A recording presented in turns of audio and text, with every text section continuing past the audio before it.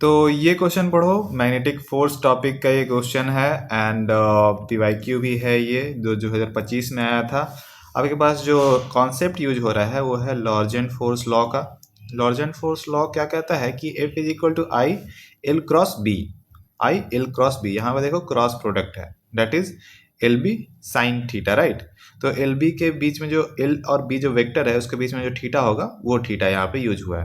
अब आपका यहाँ पे एक और कॉन्सेप्ट है कि आई अगर रहता है क्रॉस प्रोडक्ट में और आई जे और के, हम लोग ऐसे लिखते हैं आई जे एंड के। आई और जे का अगर क्रॉस प्रोडक्ट हो रहा है तो के आता है, राइट। जे और के का क्रॉस प्रोडक्ट हो रहा है तो आई आता है। अगर इसका उल्टा हो रहा हो, अगर इसका उल्टा हो रहा हो, आई और के का क्रॉस प्रोडक्ट हो रहा हो तो माइनस जे आता है, राइट। वहीं पे अगर जे और के और जे का क्रॉस प्रोडक्ट हो रहा हो तो आपका माइनस आई आता है, राइट। उसी तरह आपका जे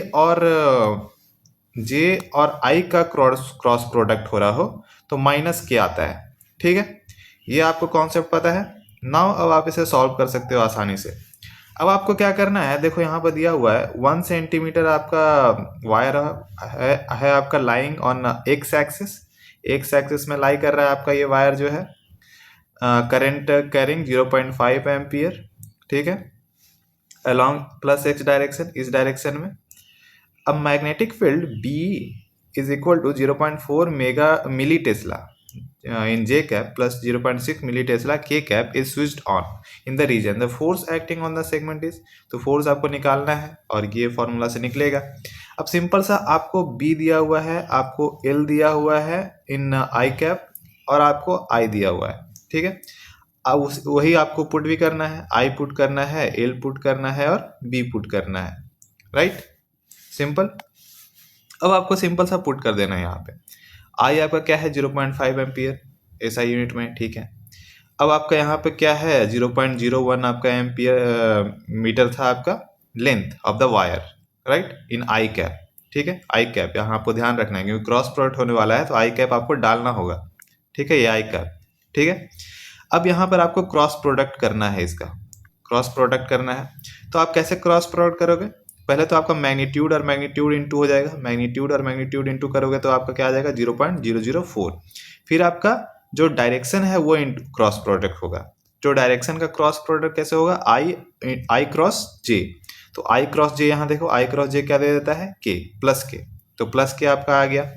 फिर आपका क्या होगा, इसके साथ अब होगा आपका इंटू दूसरे टर्म के साथ, तो 0.01 और 0.6 यहाँ पे आपका इंटू होगा तो आपका आ जाएगा 0.006। और आपका फिर क्या होगा आई कैप और के कैप का मल्टी क्रॉस प्रोडक्ट होगा।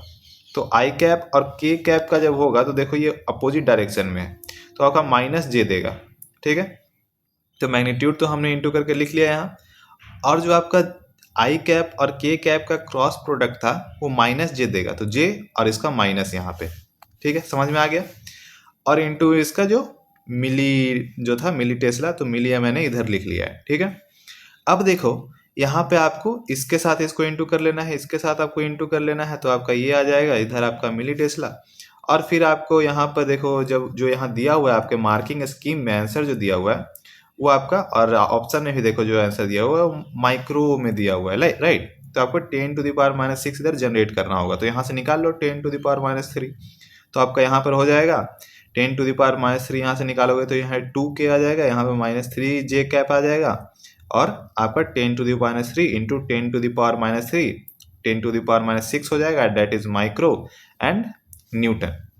सो इतना माइक्रो न्यूटन आपका फोर्स एग्जर्ट होगा यहाँ पे, and that is your correct answer B, right.